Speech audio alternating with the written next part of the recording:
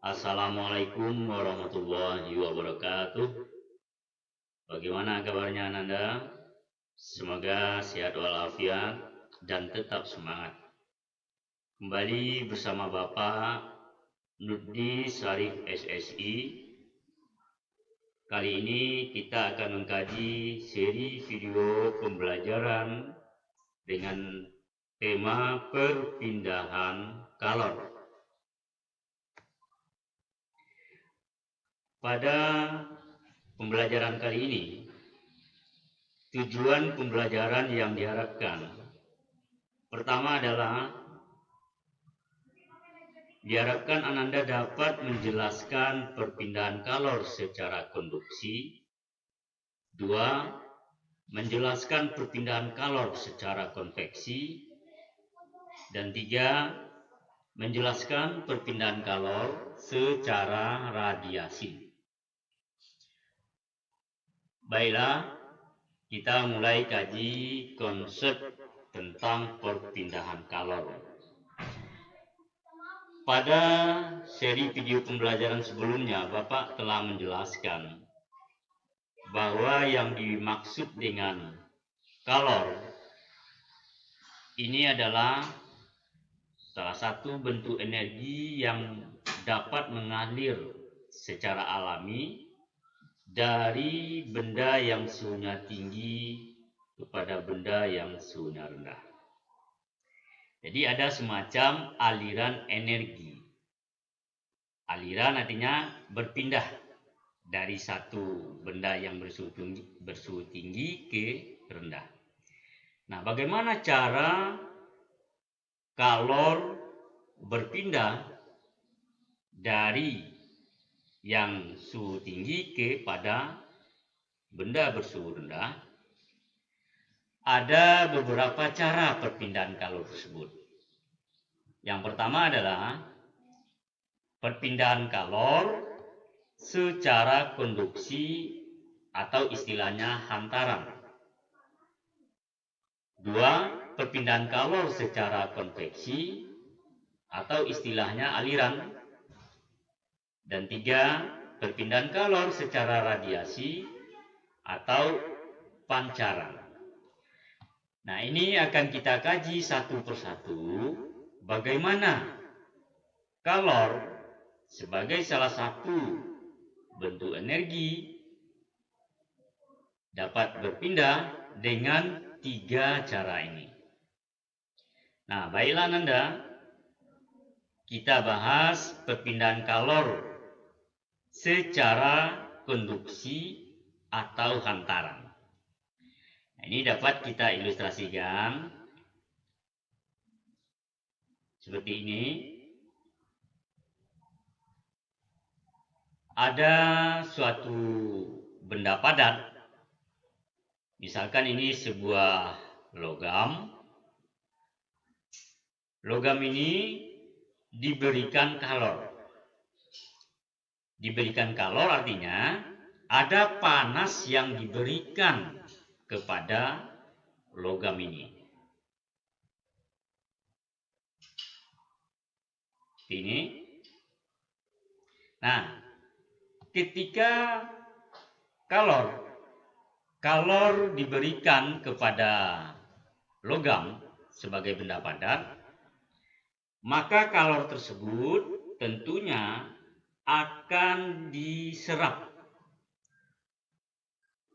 Jadi kalor berupa panas yang diberikan kepada logam akan diserap oleh logam tersebut. Nah, di dalam proses tersebut,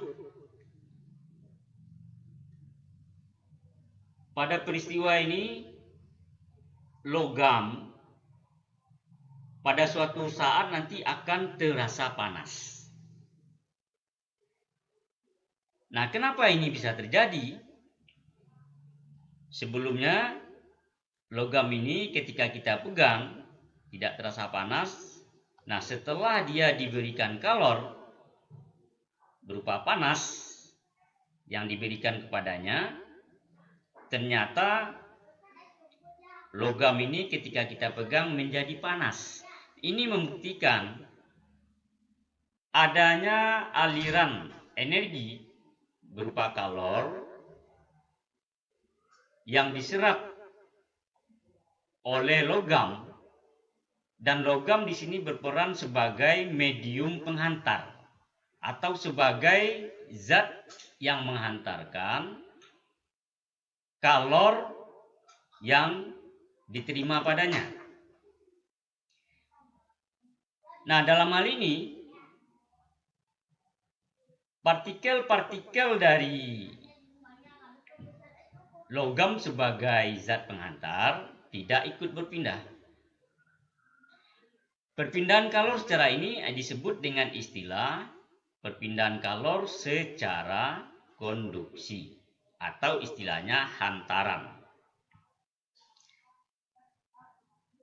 Jadi dapat kita definisikan,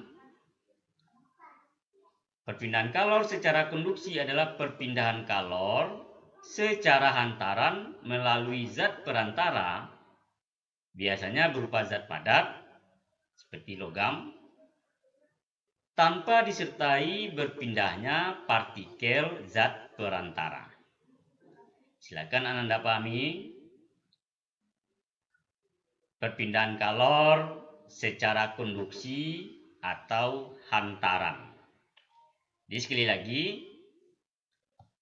ada zat perantara di dalam proses perpindahan kalor itu. Nah, dalam hal ini logam sebagai benda padat berperan sebagai zat perantara berpindahnya kalor yang bersumber dari sumber panas. Nah, karena adanya peristiwa perpindahan kalor ini dan zat padat, dalam hal ini logam sebagai medium penghantarnya, ini yang menyebabkan logam setelah dipanaskan ketika kita pegang terasa panas. Dan dalam hal ini partikel-partikel dari logam tidak ikut berpindah. Jadi, itu yang pertama, perpindahan kalor dapat secara konduksi atau hantaran.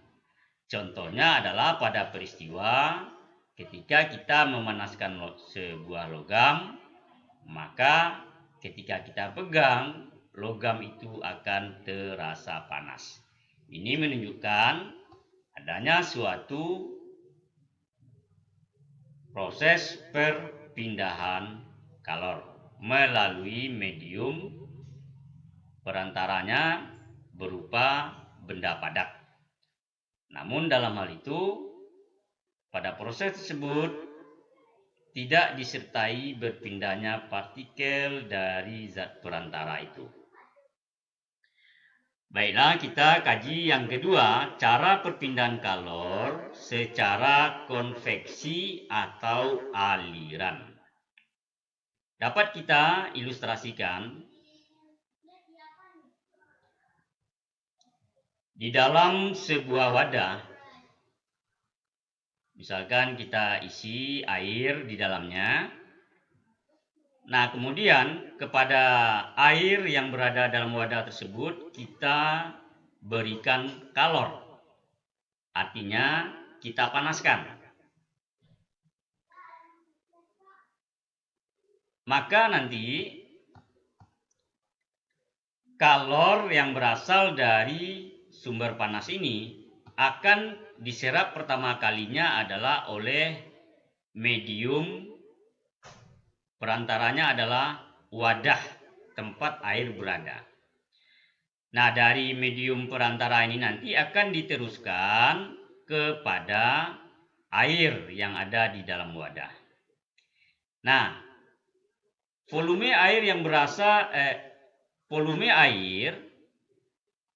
berada di bagian paling bawah atau pada sisi dasar alas dari wadah itu adalah yang pertama kali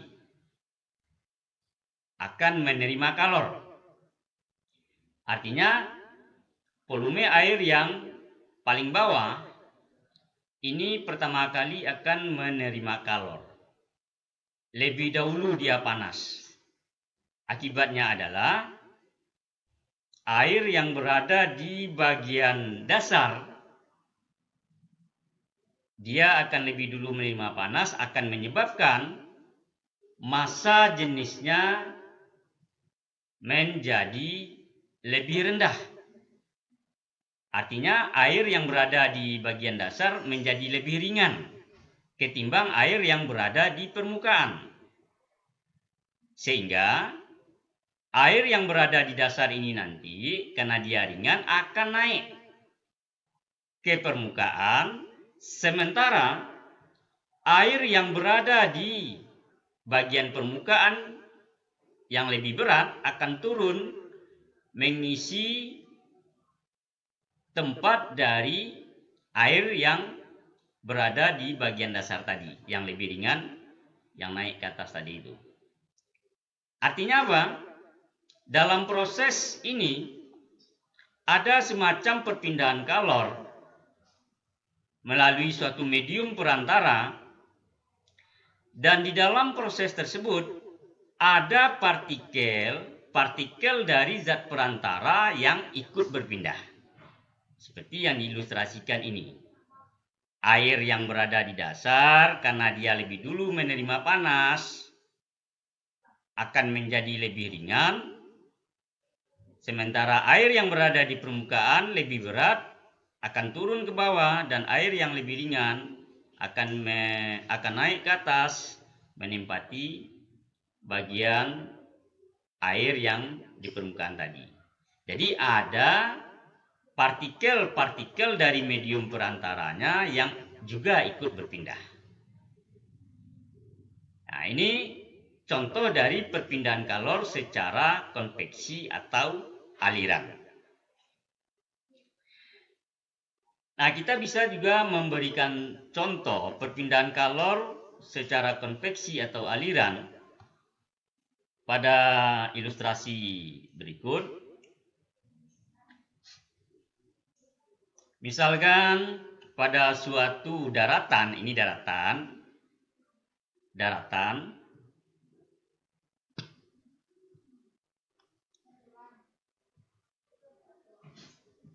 Nah, di daratan, ketika di siang hari, biasanya daratan ini akan lebih panas ketimbang ini lautan. Ketika siang hari, daratan akan lebih cepat panas daripada lautan. Akibatnya adalah udara yang berada di daratan akan menjadi lebih panas ketimbang udara yang berada di permukaan lautan. Akibatnya adalah udara yang berada di daratan, karena dia lebih panas, maka akan lebih ringan. Akibatnya, udara yang lebih ringan ini akan mengalir menuju lautan. Nah, udara yang berada di permukaan lautan ini lebih berat, akan diisi tempatnya oleh udara dari daratan yang ketika siang hari di daratan lebih panas, sehingga udara di daratan menjadi lebih ringan, akan menuju ke lautan, sementara udara yang berada di permukaan lautan yang lebih dingin, lebih berat, akan mengisi tempat udara yang berada di daratan tersebut. Jadi prosesnya bisa kita ilustrasikan. Ada semacam perpindahan kalor. Ketika di siang hari, udara di daratan lebih panas, sehingga lebih ringan akan menuju ke lautan, sementara udara di permukaan lautan yang lebih berat akan menuju ke daratan. Jadi dalam hal ini kalor berpindah melalui medium perantara yaitu udara dan disertai dengan adanya perpindahan partikel dari udara tersebut. Jadi ada partikel-partikel dari medium perantara yang juga ikut berpindah selama proses perpindahan kalor itu. Nah, ini yang diilustrasikan tadi ya, perpindahan kalor secara konveksi atau aliran pada proses terjadinya angin darat. Seperti yang tadi itu ya. Udara yang lebih ringan di daratan karena di siang hari lebih panas, udara menjadi lebih ringan akan menuju lautan, sementara udara di permukaan laut akan menuju ke daratan. Nah, ini adalah contoh peristiwa terjadinya angin darat melalui proses konveksi atau aliran. Begitupun sebaliknya, ketika di malam hari daratan akan lebih cepat dingin daripada lautan.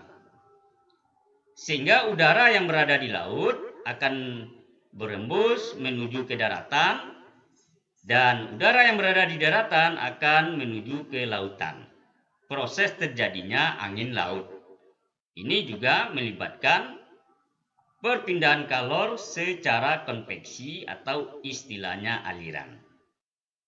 Nah, dari dua ilustrasi dalam kehidupan yang Bapak berikan tadi, kita bisa definisikan perpindahan kalor secara konveksi atau aliran adalah perpindahan kalor secara aliran melalui zat perantara yang disertai berpindahnya partikel zat perantara. Silakan Anda pahami konsep perpindahan kalor secara konveksi atau aliran. Nah, yang terakhir, kalor juga dapat berpindah secara radiasi atau pancaran. Kita bisa ilustrasikan dalam kehidupan kita. Misalkan ini ada kayu bakar. Ini kayu bakarnya dibakar sehingga dihasilkan panas yang dipandang sebagai kalor yang dihasilkan. Nah, ketika ada seseorang yang berada di dekat api unggun tersebut, mungkin kalau kita gambarkan di suatu daerah pegunungan, hawa udara terasa dingin, kemudian orang ini membuat api unggun. Dia buat api unggun. Apa yang terjadi pada tubuh orang ini? Tentu akan menjadi lebih hangat. Nah, kenapa ini bisa terjadi? Nah, ini melibatkan adanya suatu proses peristiwa perpindahan kalor secara radiasi atau pancaran. Nah, di mana di dalam prosesnya kalor yang dihasilkan oleh api unggun ini akan diterima oleh orang yang berada di dekat api unggun itu. Nah, di dalam proses alirannya tidak melibatkan adanya perpindahan partikel ataupun medium perantara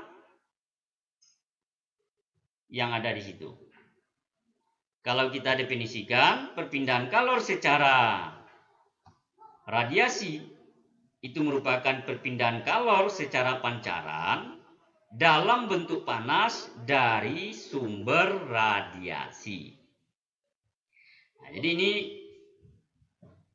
api unggun dipandang sebagai sumber radiasi di mana kalor dipancarkan kepada orang yang berada di dekatnya sehingga orang merasakan hawa hangat pada tubuhnya. Nah, jadi dalam proses perpindahan kalor secara radiasi ini tidak melibatkan adanya medium perantara ataupun adanya partikel yang ikut berpindah. Berbeda dengan perpindahan kalor secara konduksi dan konveksi. Jadi Ananda, ada 3 cara perpindahan kalor. Yang pertama konduksi, kemudian konveksi, dan radiasi. Silakan Ananda pahami konsep yang Bapak uraikan tadi. Cara perpindahan kalor itu ada 3 caranya. Baiklah, itu konsep dari perpindahan kalor. Silakan Ananda pahami. Dan nantinya diharapkan Ananda dapat mengerjakan soal-soal kuis yang akan diberikan nantinya. Baiklah, terima kasih. Bapak sudahi. Assalamualaikum warahmatullahi wabarakatuh.